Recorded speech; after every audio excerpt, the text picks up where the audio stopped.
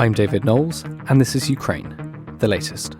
Today, we look at the latest tactical and strategic updates from the ground, explore Germany's efforts to wean itself off Russian gas, and ask the question, what's behind the success of the Ukrainian Air Force?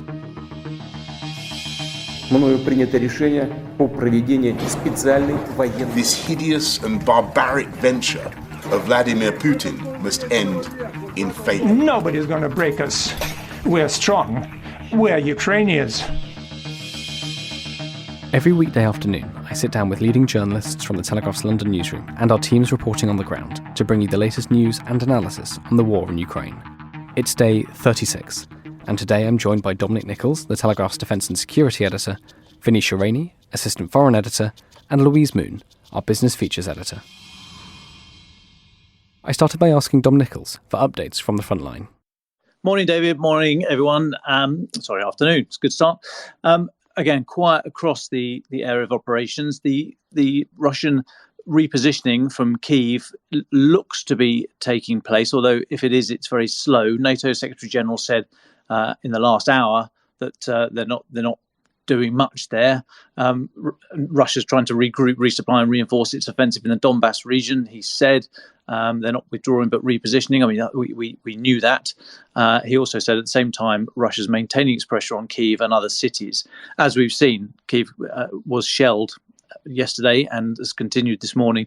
So that speaks of this continued offensive there through the means that Russia is more able to, which artillery and missile fire rather than any kind of ground manoeuvre. Elsewhere, though, very interesting situation developing to the east. So Russia had, in the early hours of the war, attacked Sumy and Kharkiv, cities in the east, and all but surrounded them. Not completely encircled the cities, but went a long way to doing that. And since then, it's sort of, as elsewhere, it's bogged down into this stalled, sort of flaccid offensive from Russia.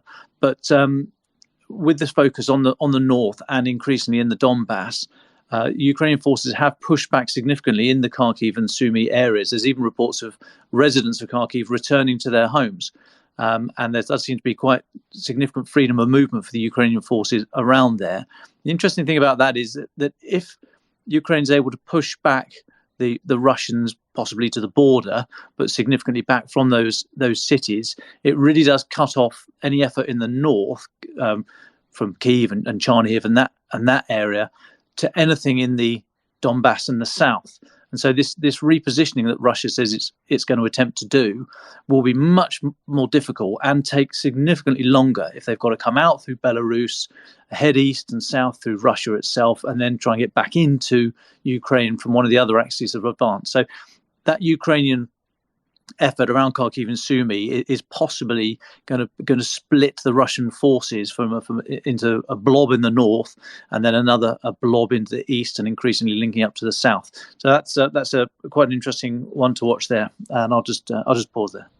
And just on the reaction inside Russia, our front page this morning, I'm just looking at it now, says Putin's aides are lying to him, says the GCHQ chief. And there's mounting evidence that the Russian president is turning on his own spy chief and military advisors as the invasion falters. Dom and Venetia, can you talk a little bit about this? What's happening in Russia? So this report came from the head of GCHQ, the Britain's Signals Intelligence Agency, Sir Jeremy Fleming. He gave a speech in Canberra. He's in Australia at the moment. He gave a speech 10 p.m. London time last night, 8 a.m. Canberra time, which chimed with some of the reports that we're seeing coming out of Russia. So GCHQ and US intelligence representatives have said that Putin feels he's been misled. GCHQ said that he'd misjudged the situation. There are reports that many people in the Russian security apparatus are afraid to tell them the truth. There's been a number of very senior people sacked. So Colonel General Sergei Posada, who's the FSB, the head of the overseas effort, the FSB, who should have done the intelligence for Ukraine. He was sacked a couple of weeks ago, as was his deputy.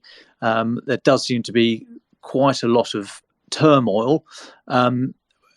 We're not entirely sure what's going on because you can't have it both ways. So on the one hand, there are reports saying that Putin doesn't know what's going on and he's being shielded from all the bad news.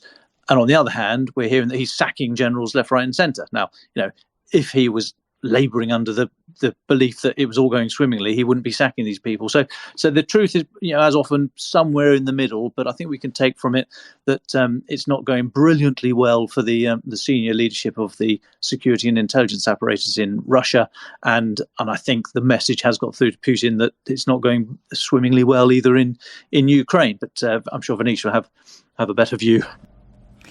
Yeah, so, I think another interesting development as well to mention in Ukraine that we've been seeing on the ground is the evacuation from Mariupol. The Ukrainian government has now tried to send in another major convoy of about 45 buses. 17 have left so far from Dnipro to Zaporizhia. And the plan is for them to try and get into Mariupol tomorrow with the help of the Red Cross. We haven't really seen these humanitarian corridors out of Mariupol work so far.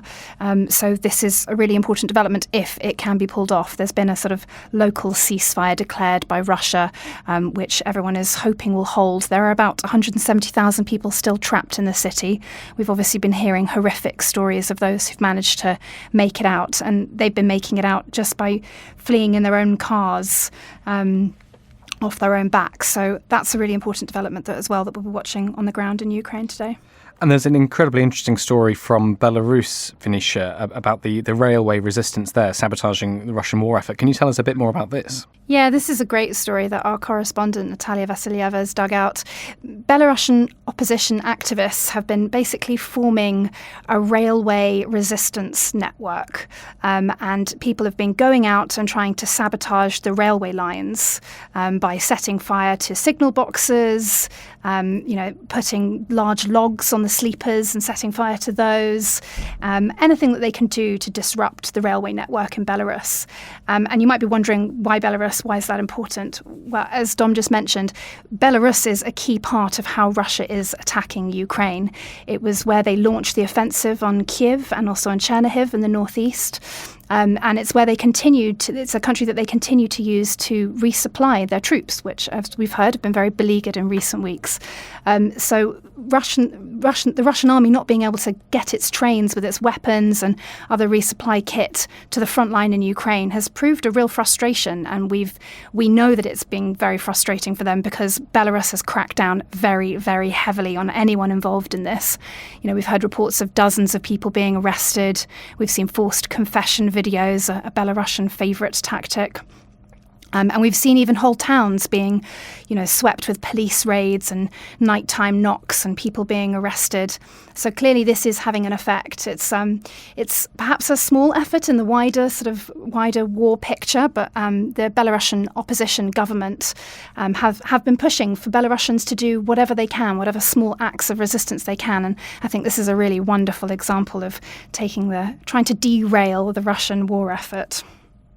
Dom, would you like to add to that? Thanks, Venetia. I know we had a question a while ago asking about Belarus, so it might be interesting just to talk a little bit more about it. Yeah, although to be perfectly honest, how I'm going to derail the Russian effort through railway sabotage, I just don't know. But you can try. Thank you. Actually, I have got one in a moment. I will launch on you. But as Venetia said, Belarus hasn't yet, to our knowledge, put ground combat forces into Russia, but what they have done is they've acted as that firm base from which they can launch their assaults. And if we've learned anything over the last month, it's that logistics is you ain't going nowhere without logistics. So you need that firm base. Belarus has done that. So to not then be able to move around and to move your forces, so repositioning forces from Kyiv to anywhere, just back to an area where you can fix your kit or rest and have some downtime, let alone move somewhere else and start an offensive again. If you can't actually move around, you're totally snookered. So this is it may sound very minor, but it could actually be quite pivotal, and it speaks to the resistance that we've seen over the last few years in the Belarusian society, I mean, it could well factor here if Russia has used some of its best troops around Kyiv, hoping for this lightning strike. Then they need them back, and they need to fix all the wagons that need to be sorted out. So that could be quite significant. just touching on, as we did earlier on, about this chaos and the senior echelons of the Russian intelligence architecture. I mean, it is worth noting that also today the French military intelligence chief has been sacked. So General Eric Vidal, he was sacked apparently for failing to predict the assault, the invasion. He's only been in the job 7 months, and he was told he's been apparently allegedly sacked for inadequate briefings and lack of mastery of his subjects. Which, I mean, thank God these standards weren't around in the British Army when I was there. Is all I can say. But it is very interesting that the military intelligence head has gone. They were saying that their assessment was that it would be hugely costly and possible, but hugely costly for Russia to do this assault. That actually has been borne out. So he might be a little bit of a scapegoat, possibly because the US and UK intelligence agencies, as we've mentioned a number of times, got this pretty accurate. So maybe he's a hapless scapegoat here. It also looks pretty good for President Macron. He did a bit of shuttle diplomacy in the weeks up to the war. He's tried a little bit since then, sort of Zoom video call diplomacy, if you like, with Putin. Not really come to much. And there was a suggestion that Mr. Macron had been made to look a little bit foolish by investing so much political capital. And of course, he's got an election this year, so he's got to do something. I'm not suggesting that the head of French intelligence has been sacrificed as part of Macron's election bid, but it is all rather unhappy timing for many people in the intelligence architecture of some of these countries. Just to pick up on talking about diplomacy and ambassadors, there was a curious story from Ukraine. Volodymyr Zelensky has told Ukrainian ambassadors abroad to look for other work if they cannot drum up support or sanctions. Venetia, I know you wanted to speak about this a little bit. Yeah, I just think this is a great example. I mean, Zelensky, sort of man of the year at the moment, but he's not afraid to take on his own people as well. And he's essentially said to all of his ambassadors, if you can't get us weapons or sanctions against Russia or restrictions against Russian businesses, then please look for other work. He is asking very clearly for concrete results.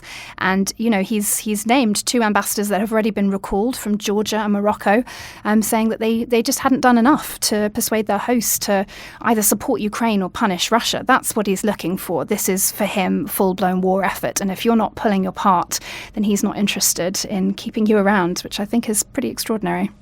If I could also add to that, that's also sending a message to countries all around the world. It's a little bit, there's an echo here of the George W. Bush's "you're with us or against us" line after 9/11. So Zelensky is saying to the international community, you can't be neutral on this. I mean, Morocco, one of the countries that from which the ambassadors have been withdrawn. There's thought that Morocco needs to try and play a fairly straight line down the middle because of the pressure from Algeria next door, and Algeria's links to Russia and so on, all of which is entirely legitimate. But Zelensky's saying, well, I don't care. This is a fight. This is the time to choose. And he's not literally said with us or against us, a la Bush, but it's pretty diplomatically close to it. It'll be very interesting to see if any other countries around the world sort of unilaterally just come out and decide to make a stand without any sort of obvious Ukrainian pressure. But we are approaching this sort of with us or against us battle of values. We mentioned yesterday Sergei Lavrov's visit to China, and he's going to India. I think he's in India today. Is that right? And the British Foreign Secretary has also arrived, which I thought was quite interesting. We've talked about Russia and India yesterday, so if you're listening and you want to know about that, do listen to the podcast, Ukraine the Latest, from yesterday. But could we talk a little bit about what the British will be telling the Indians? Yeah, so they'll be telling the Indians that they need to figure out whose side they're on. Liz Truss is there today, as you said, at the same time as Sergei Lavrov, which is quite awkward timing, and I wonder if there'll be any sort of backroom communications. Liz Truss wants, India to make a clear declaration. It wants it to not get any further in bed with Russia than it already is, and to make it clear to Russia what Russia wants is to do some kind of ruble exchange swap, and also to keep selling weapons. So it's quite a fine tightrope for India to balance. India has tried to stay as neutral as it can, but has very close links with Russia, which is also obviously geographically very close. And We have seen also lots of disinformation on Indian social media. The Indian audience has proved ripe for Russia to sow lots of anti-Ukrainian messages, and there's found to be quite a lot of sympathy towards those sorts of messages. So it'll be a tricky one to work out, and I'd be interested to see what, if any, results Liz Truss is able to get today. Just to add another area to this, so Sergei Lavrov, Russia's foreign minister, in China earlier today, speaking to a delegation from Pakistan, and just in the sort of chit chat before the main business, he just let this little line slip out. He said that those who tried to make Afghanistan the centre of world politics are now trying to make Ukraine replace Afghanistan, which is just great diplomats, just softly spoken. Little jab there from Lavrov, and what he's saying to Pakistan, he's basically saying, look, the West failed in Afghanistan, they're going to fail in Ukraine, conveniently sort of skipping over the fact that Russia didn't cover itself in glory in Afghanistan either. But he's also saying these guys, they piled into your backyard, they played politics, they treated you with disdain, so don't support them over this war. You've got no friends there. So I mean, as you'd expect from a seasoned diplomat, taking every opportunity to work the room and build up that diplomatic bloc. Thanks, Dom. There's just a few more stories I think we should touch upon. Venetia, a story came through that Russian soldiers are eating dogs rather than the ration packs they've been given. It's quite an extraordinary headline. Could you tell us a little bit about this? Yeah, this is another one for the Russian soldiers are incredibly poorly equipped file. They basically have been given sort of, ready meals to eat. They're like packs provided to the troops where they don't have to be refrigerated. They don't really have to be cooked often. They have very long use-by dates. But apparently Russian troops are so sick of them that they've been turning to animals. This was a call that was intercepted between a serviceman and his family, and he is asked, "Are you eating okay?" And the soldier replies, "Yeah, not too bad. We had Alabe, which is a breed of sheepdog, yesterday. We just really wanted some meat." So it shows that they are becoming increasingly desperate for good food, good rations. We had previously heard that some of the rations had expired, some by 2015. So this is not an army that's being incredibly well supplied, we can say. Thanks, Venetia. Dom, you've written a very interesting piece. We've talked about the NLAW, the British-Swedish anti-tank gun previously, but you've written a piece on the Telegraph website, and I'd encourage everybody listening to go read it there, about how it's achieved cult status in Ukraine. Would you talk a little bit about that? What do you mean by cult status? What's happening? Well, I mean, it's a bit flippant, forgive me, because it's a very serious subject, but the NLAW, which is a next generation light anti-tank weapon, the Anglo-Swedish shoulder-launched weapon, weighs about 12 kilos, so you can hump a few of these around. They're working exceptionally well, and they're very popular with the troops. They are complementing their US cousins, the Javelin, which we must not forget. So thousands of Javelins are equally deadly. They're in the country as well, and it's just showing the Ukrainians are adapting their tactics into these small hunting packs going around, nibbling off the edges of the logistic columns, as we've seen, and then when the tanks and the armoured vehicles at the front that are starved of fuel from those logistic columns, they're just sitting ducks waiting to be hit.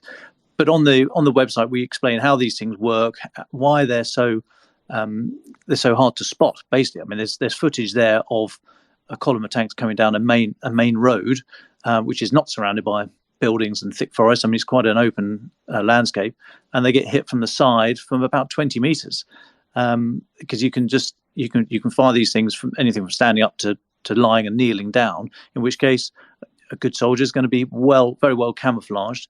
They are fire and forget, or fire and leg it, basically, because as soon as you hit the first vehicle, you'd expect the others to then, try and do something about you. So you just fire it, drop the tube, and run for your life, literally. But they're proving very, very effective. Now the NLAWs cost about £20,000 a piece.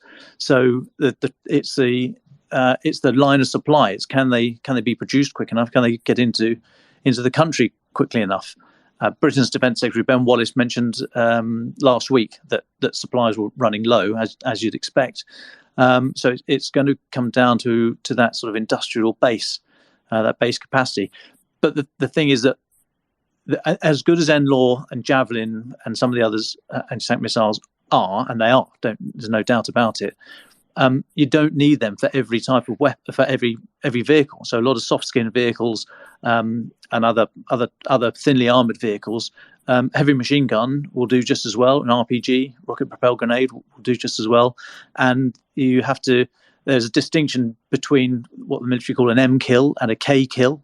An M kill is a mobility kill. So if you've got a tank coming at you, if you blow the tracks off or have a go at the engine bay, such that it can't move, the gun might be able to work. So it's still a deadly piece of kit, but it's fairly limited because the gun will fire 2,000 meters or so in any direction, but that's limited by ground and buildings and what have you. So an M kill is very, very capable. A K kill, which I don't think the K stands for anything but kill, but kill sounded a bit naff. K kill, when the entire tank is destroyed, that obviously wipes out completely and kills the crew as well, who can then not go and use another vehicle. So there's M kills and K kills, and there's different types of weapon, from heavy machine gun upwards, that can have an effect on these vehicles and can stop soft-skinned vehicles, which are generally what the logistics are carried in. They're not going to be in very, very heavily armoured vehicles. The artillery pieces aren't particularly well armoured, so they can be extensively damaged short of using an NLAW and a javelin. So this is a fascinating area to see how the tactics are adapting to urban and rural environments, but also just shows the vulnerability of all these different types of vehicles and how the terrain makes a real difference. There's actually footage from I think Mariupol of well, I've seen both sides. It's Ukrainian firing at a Russian tank. I've also seen it's Russians who managed to get an NLAW firing at a Ukrainian tank. Either way, it's got a 20-meter arming distance. The weapon has a soft launch mechanism, so it doesn't blow the firer away if he's in an enclosed space, he or she in an enclosed space. So the thing pops out the tube, and after a few meters, the main rocket boost then blasted up to speed. So it takes 20 meters or so before the weapon will arm itself. And there's footage from Mariupol, allegedly from Mariupol, showing an NLAW engaging a tank too close. So it just hits the tank, physically hits the tank, and doesn't do anything. It doesn't explode because it's not yet armed itself. So they're fairly simple to operate, but there are a few caveats that they have to bear in mind. But overall, I mean, these things are proving absolutely deadly and very quick to train crews up on. So yeah, I'd encourage you to go and have a look at the website. There's lots of video and footage there showing how these things work in different environments. So just to repeat, you can read Dominic Nicholls' piece on the Telegraph website, so do search for that and do read that. I realise, Dom and Venetia, you have to head off to a briefing now, but thank you very, very, very much for your input. It's hugely, hugely appreciated. Any final words? The only final one for me, I promised to come back to Venetia's railway wars. Have a look at H. Sutton's Twitter feed. He runs the Covert Shores Twitter feed. He's done a brilliant how it started, how it's going pictures of a Russian oligarch's yacht, the mega yacht Nord. How it started. There's a beautiful picture of the French Riviera and how it's going. Apparently the yacht turned up this morning in Vladivostok, and looking at those industrial containers and pretty bleak tower blocks, Vladivostok ain't no Riviera, I can tell you. Hi, David here. Before we speak to Louise Moon about the impact of the war on the world economy, and in particular Germany and Russia, I just want to recommend our Dispatches newsletter to all of our listeners. If you want to stay on top of all of our Ukraine news, analysis and dispatches from the ground, you can sign up to Dispatches, our daily Ukraine newsletter, which brings stories from our award-winning foreign correspondents straight to your inbox. The Ukraine conflict has had a dramatic and profound impact on the world's economy, so it was great to get Louise Moon, the Telegraph's business features editor, back in the studio. We spoke about German efforts to wean the country off Russian oil and the impacts of sanctions on ordinary Russians. But I started by asking Louise about the latest economic news, and in particular, new British sanctions. Hi, David. So new at the moment today is that the government has made 14 additions to its sanctions list. Some quite interesting figures on there. So overall, at the moment, the government sanctioned about 1,000 individuals and businesses. And then today's additions include kind of top media and some defence figures. So interestingly, the managing director of RT, so that's formerly Russia Today, that's Russia's state-controlled TV network, he was sanctioned. as well as Sputnik's, which is also a news agency's, their editor-in-chief. So they're kind of targeting, obviously they've gone for oligarchs before, and key businesses, and now it seems they're targeting more of a range of people to really make those impacts known. Another key figure, I'm not sure if you mentioned earlier, but someone who's been dubbed the Butcher of Mariupol. So he's the chief of Russia's National Defense Command and Control Center. And the reason he's got that nickname is because he's said to be responsible for the planning and execution of the obviously awful bombardment on Mariupol. So he's also included in those sanctions. So it really just shows kind of just widening measures by the government really to hit Russia economically as much as possible. They also announced, again, I'm not sure if you said this earlier, but they've also announced new legal powers to ban maintenance on aircraft and ships that belong to sanctioned oligarchs or businesses. Again, just really hitting home on things owned by these people. And this obviously comes, I'm sure everyone's read earlier this week, that Grant Shapps seized the first yacht on British waters in Canary Wharf, and that was worth an estimated 38 million. So it's basically kind of excelling the crackdown from the UK side. Aside from sanctions, in terms of Russia's economy, their stock market obviously opened last week, but there's been further lifting of some trading restrictions to stave off a market collapse. Stocks have moved higher, so at the moment I think they're up around 6%. That's the Moscow Exchange is up around 6%, and that's the highest since the war began. And energy giant Gazprom is one of their top risers. So easing restrictions have included hours have extended. They were a shortened 4 hours of trading, and now they're back to regular hours. So that's from 9:50 to 6:50 p.m. But the ban on foreign investors is still in place. So this just shows Russia gradually opening its economy. Obviously, as everyone knows, the stock market was closed for a month when the war began because there were worries, obviously, that it was collapsed as everyone pulled out. So it's gradually getting back to normal. In terms of their currency, the ruble is interestingly also recouping some losses. So it's extended a recovery to levels before the war. It is down slightly today, but it has been trading high for 5 straight days. So it's now down slightly. It's at around 81 against the US dollar. This is just interesting that, I mean, it absolutely plummeted at the beginning of the war, and now it seems to be recouping.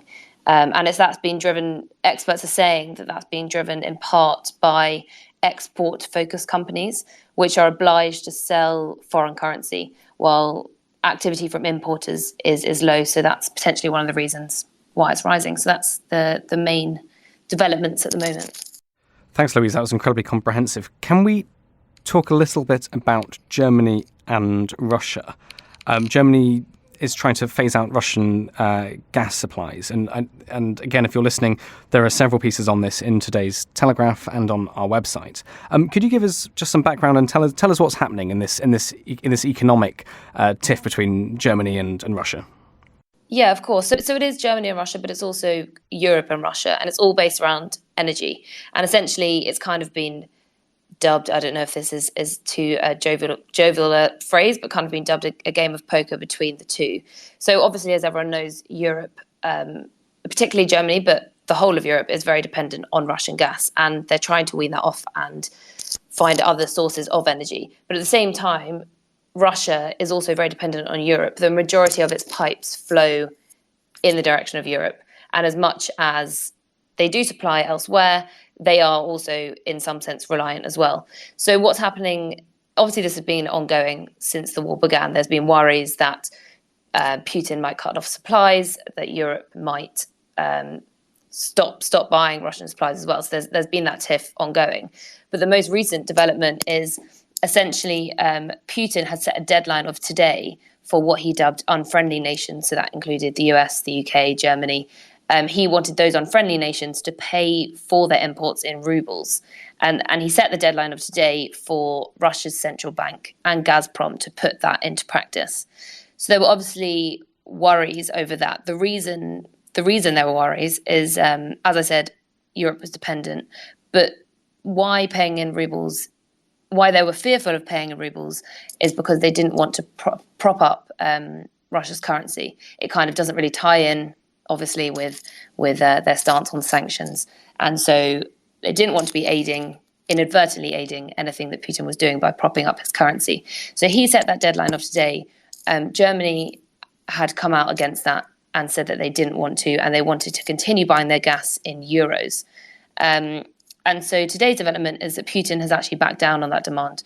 So he has told Germany and Italy so far that we know of. So he's told those two countries that European buyers can continue to pay in euros, and then he will, as they have been doing until now, and then he will convert that into rubles. So that has obviously eased fears that Moscow would cut off supplies to Europe. Russian media had been reporting that Gazprom, the state-owned energy giant, was looking at ways to cut off flows to Europe. And there were massive fears. I mean, earlier this week, I think it was yesterday or the day before, Germany had triggered its first early warning phase of an emergency gas plan. So if implemented and if followed through and the 3 stages were hit, ultimately that would lead to gas rationing from the German state. And obviously energy prices are rocketing. So it's still an ongoing kind of game of poker, as I said, between Russia and Europe. But Putin backing down on his demand has eased fears, and it signals potentially that he won't cut off gas. And so it could seem that Germany has the upper hand. But obviously there are many factors feeding into this. Russia, as I said earlier, so Russia is very dependent on Europe, so for business, for buying its gas. But it is at the same time looking elsewhere, which could signal it's looking to prop up its business as Europe is weaning itself off. So I think it was today, it's reportedly selling oil to India at discounts of as much as $35 a barrel on pre-war prices. As obviously it's hard to find buyers amid sanctions, and it does have some business as well in China. So earlier this week, Chinese state-owned giant Sinopec, state-owned oil giant, said it would continue to buy crude oil and gas from Russia. And last month in February, I think it was April, last month in February, it agreed also to a 30-year contract to supply gas to China in a new pipeline. So, there are lots of factors at play and lots going on, but the latest development, as I said, is Putin and Russia backing down on that demand, which has, at the moment, eased fears, which is great for Europe in one sense.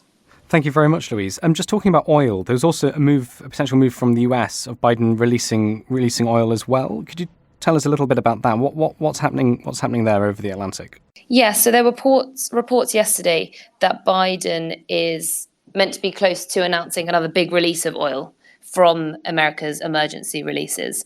And that is obviously in an effort to increase supply and cool down prices. An announcement is expected later today from Biden. I think it's about 5:30 UK time. And if he did do this, which it seems he expected to do, it would be his third release since November, and it's thought to be the largest.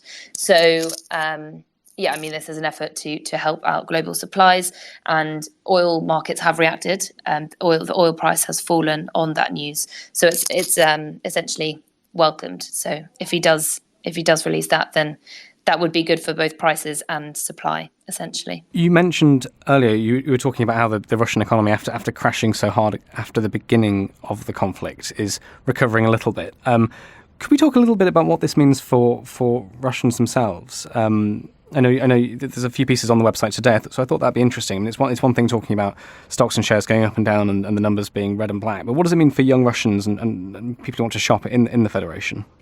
Yes, we had a really interesting piece yesterday, and we spoke to quite a number of young Russians. It's on the business section to read. It was a long feature speaking to young Russians about essentially how their life is changing. Because as you say, you can talk about stock markets, but this is hitting people's everyday lives. So obviously it's been widely reported that, a host of companies are pulling out of Russia, from IKEA to big luxury brands.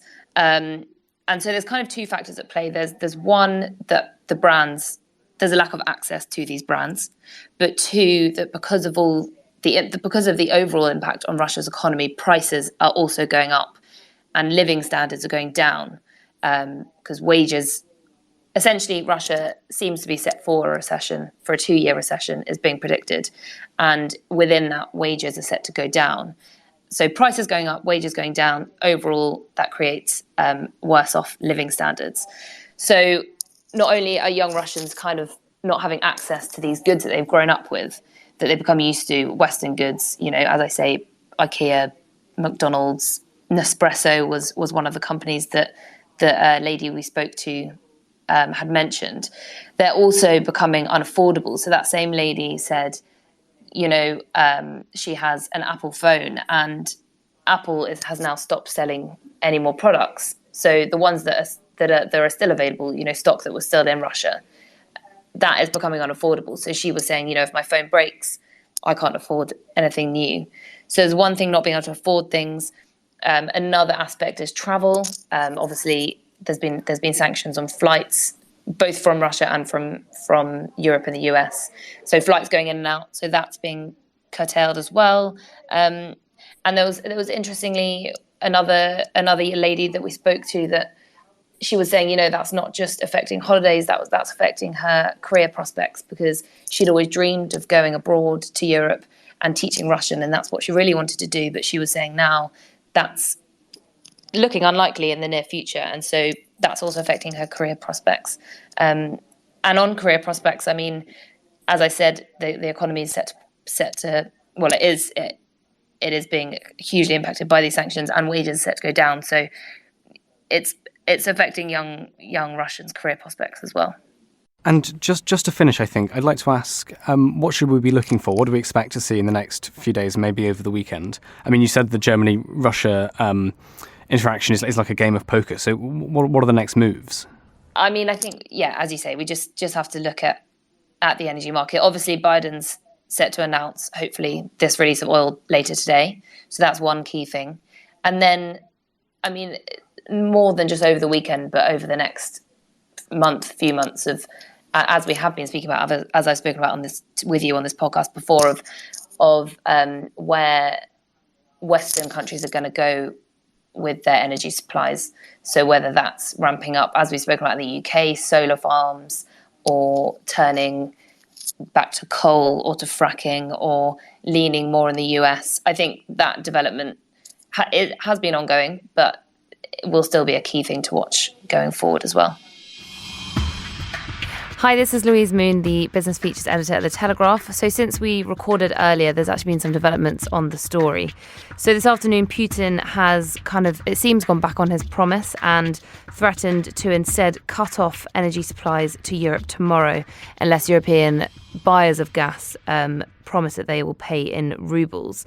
So this proposal, under his proposal, this would mean that buyers of gas would have to set up two accounts with Gazprom, the Russian state-owned energy giant. So one would be in dollars and one would be in rubles.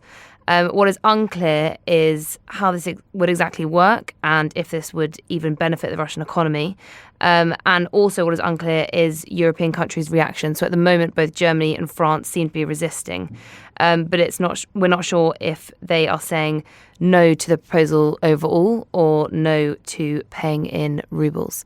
So obviously this is a developing and ongoing story, and we're not sure how it's going to pan out. So at the moment, it's still quite a poker game between Europe and Russia on energy supplies. And if you want the latest on the story, then you can go to the Telegraph Business Section's live blog, which will have all the updates. Yesterday, I spoke to the Telegraph's Middle East correspondent, James Rothwell, about the performance of Ukraine's Air Force. James spent many weeks out in Ukraine and witnessed jet planes from both sides racing over the battlefield. So, James, you've been in Ukraine and you've been writing and thinking quite a bit about the Ukrainian Air Force.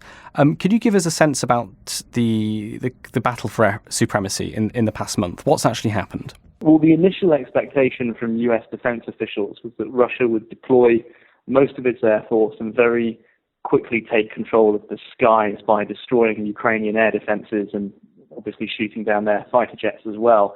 But to the surprise of everyone, that just hasn't happened. That's partly because the Russian Air Force hasn't been deployed in full, and it may yet still be. That's something that could happen later on. But it's also because the Ukrainians seem to have done an extraordinarily good job, not just at shooting down Russian jets on sorties, but according to the Ukrainian fighters themselves, actually deterring Russian pilots from wanting to take off in the first place because they're so concerned about getting shot down, or at least that's according to a interview with a Ukrainian pilot, which was published in a magazine called Coffee or Die recently. And it's one of several interviews which are circulating now with Ukrainian pilots where they talk about these very daring, very dangerous air missions where they are shooting down, according to the Ukrainian military's estimates, as many as 100 Russian jets. So let's dig into that a little bit more. Why have they been so successful? Can you give us a sense of what their tactics are? Basically, a question of, there seems to be two factors to this. One is morale and risk appetite. So when these pilots are being interviewed, they talked about how, there was an interview with a pilot at CNN, for example, he talks about his very strong personal motivation to defend the country, defend the family, their rage at Vladimir Putin for an unprovoked invasion. I think that's really increased their motivation in taking risks. And it seems that being willing to take more risks on the other side is why some of these missions are proving successful. Some of these pilots have talked about flying very fast and very low in order to get as close as possible to the target as they can before firing. So that's probably one major factor. And then on the Russian side, we can only speculate because that side of things is obviously very opaque now. But we do know from reports on the ground that the Russian army in general seems to have quite a big morale issue, at least in parts. Some Russian soldiers don't really seem to have understood why exactly they were sent into Ukraine, or they were only sent into Ukraine at the very last minute. We don't know whether that morale problem extends to Russia's air force, but it is a possibility.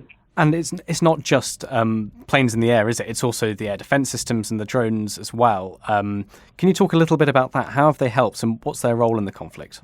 Well, what's been crucial for the Ukrainians so far is to basically deny Russia control of the skies, because as soon as Russia gets into that situation, it can basically decimate the Ukrainian air defences, and then it can start picking targets at will, and the Russians in that situation would not need to worry about their jet being shot down or whatever sort of attack they were trying to do. So that is why the Ukrainians are relying not just on these very brave fighter pilots, but they've also got, as you said, a sort of mixture of the old and the new. They've got the old Soviet-style air defense missile systems, but they've also got these drones, which are increasingly being deployed to try and intercept threats as well. And the overall goal here is to basically try and make sure that for as long as possible, Russia doesn't take control of the skies. There is a big caveat to that, though, which is that, as I said earlier, the full Russian Air Force doesn't seem to have been deployed yet. It's not immediately clear why. It might just be because of the fog of war that we simply don't know what Russia's actual intentions are. But there is a danger, I think, that in the future, if the Russian Air Force were to be deployed in full, then things could get very nasty indeed, despite the very, very fierce resistance of the Ukrainian Air Force.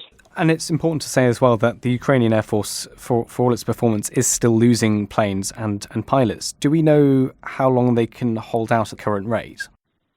Well, I think the main clue that they need more support is that they are increasingly talking about the need to get extra hardware and extra equipment from their Western allies. And as you'll remember, there was that huge row a couple of weeks ago about the West possibly sending fighter jets over to Ukraine in order to bolster their supplies. That sort of fizzled out, essentially, due to a sort of internal row among European Union members. It also doesn't look like it's going to be on the cards in the immediate future. So potentially some issues ahead, yes, for the Ukrainian Air Force. Very, very early on in this conflict, there was a viral story about a Ukrainian fighter ace that people dubbed the Ghost of Kyiv. It sort of disappeared from the radar a little bit. Could you throw any light on that? Did we ever find out whether it was completely falsified, or was it based on something real? Would you like to speak to that? I think what was happening fundamentally was that various Ukrainian fighter jets were shooting down Russians, and all of those military successes were combined into one mythical plane. That's sort of my understanding of what the Ghost of Kyiv actually is. I don't think the thing has been completely falsified. I think that it's simply an attempt to weave a narrative out of early successes by the Ukrainian military, which provides quite a big morale boost for their forces on the ground. And also in those very early days of the war in Kyiv, you would see quite frequently Ukrainian fighter jets in the distance. So perhaps this thing sort of built up organically, where people are out on the streets and they see a Ukrainian fighter jet in the air and they go, oh, I wonder if that's the Ghost of Kyiv out on another sortie, and it sort of builds from there. That would be my theory, but we don't really know. I have a feeling that when the history books are written about this, someone may get the definitive account of whether there really was one fighter pilot doing this all by himself, but for the time being, it's a little bit hazy. So just to sum up your thoughts, could you give us your thoughts on what the Ukrainian Air Force has done and what issues lie for it in the near future? So what it's done so far is it's performed much better than expected, according to US estimates, in terms of intercepting threats from the air with Russia, but also making sure those air defences are proving to be a proper deterrent for the Russian Air Force. In the future, what the Ukrainian Air Force is saying, according to the interviews they've given, is that they need more hardware and more equipment, and there is also this lingering desire, I think, to try and get hold of more fighter jets that could replenish those which may have been lost in the early stages of the war. And the big thing to watch in terms of the near future is that the full Russian Air Force hasn't been sent in yet, but if it does get sent in, then the situation could change significantly. Finally, I know you had some thoughts about the Russian withdrawal around Kyiv and its implications. What are they? Well, I think that the precedent with this war has been that the Russians will say one thing and then do the opposite. So they said that they weren't invading, and then obviously they did.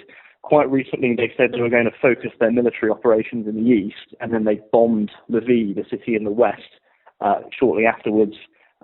Yesterday, they said that they would drastically reduce military activity in Kyiv and Chernihiv.